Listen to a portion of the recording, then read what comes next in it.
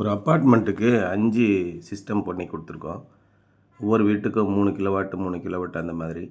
ஒரு வீட்டுக்கு மட்டும் ஃப்யூச்சரில் என்ஹான்ஸ் பண்ணுற மாதிரி 4 கிலோவாட் இன்வெர்ட்ரு, அதில் வந்து 3 கிலோவாட் சோலார் பேனலு. ஒரு வீட்டுக்கு 3 கிலோவாட் சிஸ்டம், ஆனால் பேனல் மட்டும் 2 கிலோவாட் அந்த மாதிரி நம்ம பண்ணி கொடுத்துருக்குறோம்.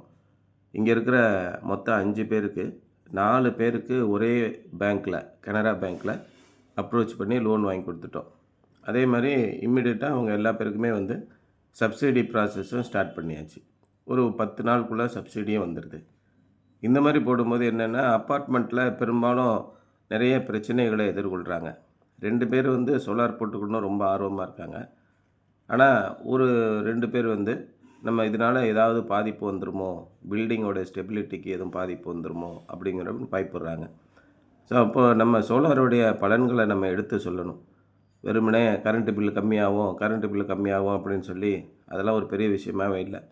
நான் வந்து மாதத்துக்கு 3000 ஒரு பில்லுக்கு 4000 கட்டுறது எனக்கு ஒரு பெரிய விஷயம் இல்லை. நான் கட்டிட்டு போயிடுறேன், இதில் என்ன இருக்குது அப்படின்னு நினைக்கிறாங்க. ஒரு அப்பார்ட்மெண்ட்டு அப்படி இருக்குது அப்படின்னா ஒரு 10 வீடு 20 வீடு அந்த மாதிரி அப்பார்ட்மெண்ட் இருக்குது.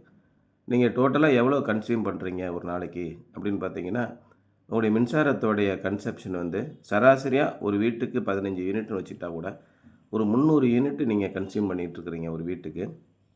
அப்போ இந்த 300 யூனிட்டை உற்பத்தி பண்ணுறதுக்கு என்னென்ன வழிவகைகளிலெல்லாம் அவங்க உற்பத்தி பண்ணுறாங்கன்னு கேட்கும்போது, ரொம்ப பாதிப்பை உண்டாக்கக்கூடியது நிலக்கரி, அணுமின் நிலையம், பயோமாஸு, அதே தீயை போட்டு எரிக்கிறது தான் பயோமாஸுங்கிறது.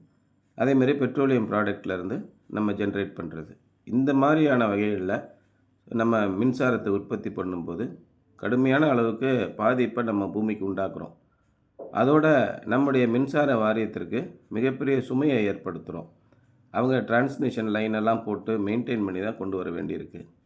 ஆனால் நம்ம வீட்டிலையே கிடைக்கக்கூடிய மிக அபரிமிதமான சூரிய சக்தியை வச்சு நமக்கு தேவையான மின்சாரத்தை நம்ம உற்பத்தி பண்ணும்போது நம்ம நாட்டுக்கும் புவி சூழலுக்கும் மிகப்பெரிய ஒரு சந்தோஷத்தை, ஒரு ஆக்கப்பூர்வமான ஒரு பாதிப்பு நம்ம ஏற்படுத்துகிறோம்.